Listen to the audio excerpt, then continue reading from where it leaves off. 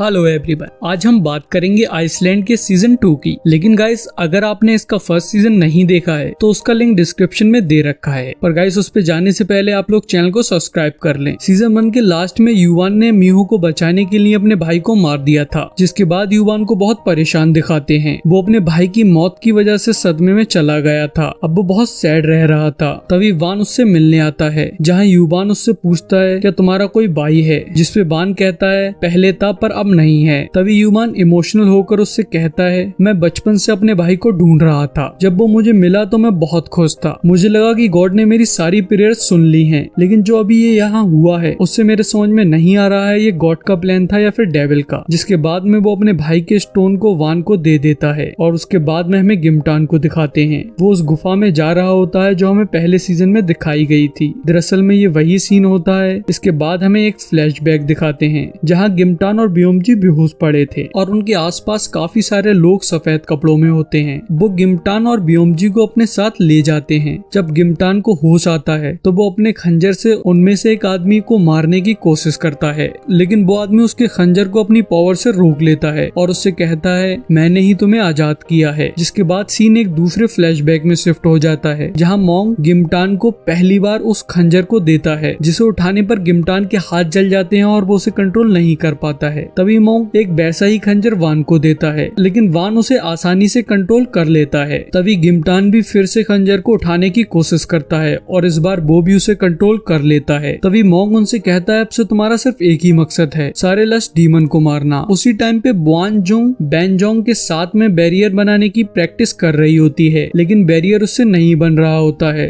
तो बेनजोंग उसे समझाते हुए कहती है सिर्फ तुम ही हो जो बैरियर बना सकती हो, क्योंकि अगर तुमने नहीं बनाया तो सारे लोग मारे जाएंगे। बुआनजोंग रात में वैन और गिमटान के लिए रोज खाना और मेडिसिन लेकर जाया करती थी, जिससे उन लोगों के बीच में काफी अच्छी दोस्ती हो गई थी। तभी अगले सुबह को बुआनजोंग को मोंग से बात करते हुए पता लगता है कि उन दोनों को उनकी मर्जी के बिना जबरदस्ती डीमन हंटर बनाया गया है। मोंग उसे बताता है उनके अंदर के सारे इमोशन मार दिए गए हैं। उन दोनों को कुछ भी महसूस नहीं होता है, न गुस्सा, न प्यार, न रहम। मोंग बुआनजोंग से कहता है जब तक तुम वैरियर बनाना नहीं सीख जाती हो तब तक ये दोनों ही हमें बचा कर रखेंगे। वो आजाद होने वाले हर एक लस्ट डीमन को मार देंगे। ये सारी बात जानकर बुआनजोंग को उनके लिए काफी बुरा लगता है, तो इसलिए वो उन दोनों को आजाद कर देती है। लेकिन वान उसके हाथ में काट लेता है, जिस वजह से वो बेहोश हो जाती है। गिमटान उससे वहीं छोड़कर जाने को कह रहा था, लेकिन वान ऐसा नहीं करता है। वो बुआनजोंग को वापस टेम्पल ले जाता है। हालांकि उसे मालूम था अगर वो वापस गया तो उन दोनों को पकड़ लिया जाएगा और बहुत मारा जाएगा, और यही सब होता है। जब बुआनजोंग को होश आता है तो बेनजोंग उसके पास बैठी होती है और उसे बताती है तुम्हारी वजह से उन दोनों को बहुत टॉर्चर किया जा रहा है। तो बुआन उससे पूछती है कि अगर वो वैरियर बनाना सीख ले तो क्या उन दोनों को छोड़ दिया जाएगा, क्या वो दोनों आजाद हो जाएंगे। तो बेनजोंग कहती है हाँ, उन्हें छोड़ दिया जाएगा, क्योंकि उसके बाद में लस्ट डीमन आजाद ही नहीं होंगे जो उन्हें मारने के लिए उनकी जरूरत पड़े। तो बुआन वैरियर बनाने की ठान लेती है और प्रैक्टिस करने लगती है। तभी हमें कुछ टाइम बाद का सीन दिखाते हैं जहाँ वान अब बड़ा हो गया था और वो एक लस्ट डीमन से लड़ रहा था। वो उस लस्ट डीमन को मार देता है जो कि एक इंसान को मारने वाला था, लेकिन गिमटान उस इंसान को बहुत बेरहमी के साथ मार देता है और गिमटान के चेहरे पर उस इंसान को मारते टाइम एक अलग ही खुशी थी जो कि वान नोटिस कर लेता है। तभी वो दोनों लोग वहाँ से जाने लगते हैं कि वहाँ पर बुआन आ जाती है और उन दोनों से मिलकर उन्हें बताती है उसने वैरियर बनाना सीख लिया है। तभी हमें वान को मोंग से बात करते हुए दिखाते हैं। वो मोंग से कह रही होती है मैं फुल मून वाली रात में वैरियर को बना दूंगी, तभी तुम वान और गिमटान को छोड़ देना। जिसके लिए मोंग राजी हो जाता है। जिसके बाद वान फिर से वान और गिमटान के पास आती है। उन्हें अभी भी जेल में कैद करके रखा जाता था। वान उन दोनों को बताती है वो फुल मून वाली नाइट में वैरियर बना देगी, जिसके बाद में वो दोनों आजाद हो जाएंगे। तभी वान के जाने के बाद में गिमटान वान से कहता है मुझे वान पे बिल्कुल भी भरोसा नहीं है। उसे लगता है बैरियर बनने के बाद में उन दोनों को भी मार दिया जाएगा, क्योंकि उन दोनों के अंदर भी लस्ट डीमन का ब्लड है। लेकिन वान को बुआनजोंग पे बहुत भरोसा था। वो कहता है अगर ऐसा हुआ तो बुआनजोंग उन्हें बचाने के लिए कुछ न कुछ जरूर करेगी। गिमटान कहता है हम दोनों तो इंसान भी नहीं हैं, जिसपे वान थोड़ा इमोशनल हो जाता है और कहता है मैं तो सिर्फ एक बार इंसान की तरह जीना चाहता हूँ और इमोशन को फील करना चाहता हूँ। जिसके बाद हमें फुल मून वाली रात दिखाई जाती है जहाँ बुआनजोंग बैरियर बनाने की तैयारी कर रही होती है और मोंग वान और गिमटान को एक केज में बंद कर देता है, ये कहकर कि तुम्हारी सोल को प्यूरिफाई किया जाएगा। लेकिन वो एक झूठ था।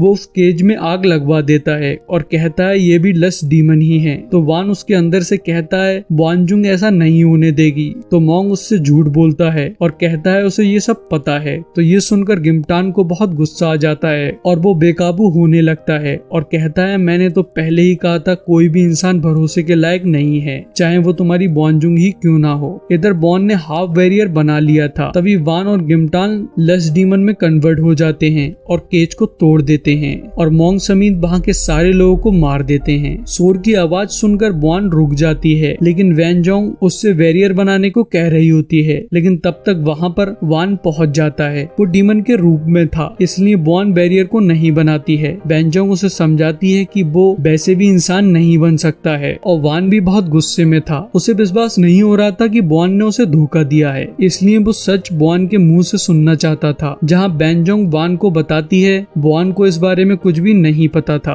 तो वान शांत हो जाता है और ह्यूमन वाली फॉर्म में आ जाता है। तभी वहाँ पर गिमटान आ जाता है, जो कि आते ही बॉन पे हमला करने के लिए बढ़ता है। तो वान उसे रोकने की कोशिश करता है, पर गिमटान उसकी नहीं सुनता है, जिस वजह से उन दोनों के बीच में फाइट होने लगती है। वो दोनों लस्ट डीमन के रूप में आ जाते हैं और उनके बीच में काफी खतरनाक फाइट होती है। पर गिमटान वान को पहाड़ से नीचे फेंक देता है और खुद वान पे हमला करने के लिए बढ़ता है, लेकिन तभी वान वापस आकर गिमटान पे अपने खंजर से हमला करने के लिए बढ़ता है। पर गिमटान वान के खंजर के आगे वानजुंग को कर देता है, जिससे वो खंजर वान के सीने में लग जाता है। तभी वान को पकड़ लेता है और ह्यूमन फॉर्म में आ जाता है। तो वानजुंग मरते टाइम कहती है वो सेवियर बन के वापस आएगी। वान के मरते ही सारे डीमन कैद होने लगते हैं, जिसमें गिमटान भी होता है, लेकिन वान ह्यूमन फॉर्म में था, इसलिए उसे कुछ नहीं होता है। तभी वैनजोंग वान की सोल को एक डॉल हुवान में सेव कर देती है। अगले सीन में हमें एक इंसान को दिखाते हैं जो कि गड्ढा खोद के कुछ दबाने की कोशिश कर रहा होता है, लेकिन वो जगह नीचे धंस जाती है और वो इंसान एक गुफा में पहुंच जाता है, जहां उसे गिमटान की बॉडी मिलती है। जैसे ही वो गिमटान के पास जाता है तो गिमटान उसकी एनर्जी को एब्जॉर्ब कर लेता है, जिससे गिमटान ठीक हो जाता है। अब हमें वही सीन दिखाते हैं जब गिमटान सफेद कपड़े वाले लोगों के पास में था। वो लोग उसे अपना साथ देने को कह रहे होते हैं, लेकिन गिमटान उनसे मना कर देता है। तो वो लोग गिमटान का एक हाथ काट देते हैं और उसके ब्लड को एक बॉल में इकट्ठा करते हैं, जिसमें लस्ट डीमन का खून भी था। वो जैसे ही उस ब्लड को जमीन पे डालते हैं तो उससे वहाँ एक पोर्टल खुल जाता है, जिससे लस्ट डीमन निकलने लगते हैं और फिर गिमटान का हाथ अपने आप ही ठीक हो जाता है। तभी गिमटान उनका साथ देने के लिए राजी हो जाता है, क्योंकि वो उन सारे लोगों से बदला लेना चाहता था जिन्होंने उसे डीमन हंटर बनाया था। तभी हमें मीहो को दिखाते हैं, उसके पास में वान भी होता है। दरअसल वो उसे डांट रहा होता है युवान के भाई के पास जाने की वजह से, क्योंकि उससे मीहो की जान जा सकती थी। मीहो उससे कहती है वो वानजुंग बनना चाहती थी, वो उसका मकसद पूरा करना चाहती थी, जिसके लिए उसका दूसरा जन्म हुआ है। जिसके बाद वो वान के खंजर को उठाने की कोशिश करती है, लेकिन उससे उसका हाथ जल जाता है। तभी हमें मिस्टर चैंग को दिखाते हैं, वो युवान से मिलने आए होते हैं, जो कि चर्च में बैठे हुए गम मना रहा था। तो मिस्टर चैंग उसे समझाते हैं और कहते हैं अब तुम्हें अपने आप को संभालना होगा, क्योंकि सेवियर को तुम्हारी जरूरत है। सेवियर को बचाना ही तुम्हारा आखिरी मकसद है। मीहो भी बहुत परेशान थी, क्योंकि उसके सारे चाहने वाले लोग धीरे धीरे कम होते जा रहे थे। वो वैनजोंग से मिलने जाती है और कहती है अगर मेरा जन्म सच में एक सेवियर के रूप में हुआ है तो मैं उस मकसद को पूरा करना चाहूंगी और वान बनना चाहूंगी। मुझे उसके लिए क्या करना होगा। वैनजोंग उससे कहती है अगर तुम एक बार वानजुंग बन गई तो हो सकता है कभी भी मीहो ना बन पाओ और मीहो का अस्तित्व भी ना रहे, और उसे बताती है वानजुंग बनना इतना भी आसान नहीं है। जब तुम वानजुंग बन जाओगी तो तुम्हें हर वक्त इतना दर्द होगा जैसे एक साथ तुम्हारी सारी हड्डियों को तोड़ा जा रहा हो। वानजुंग ऐसा दर्द हर वक्त सहती रहती थी। तो मीहो कहती है मैं फिर भी वानजुंग बनना चाहूंगी,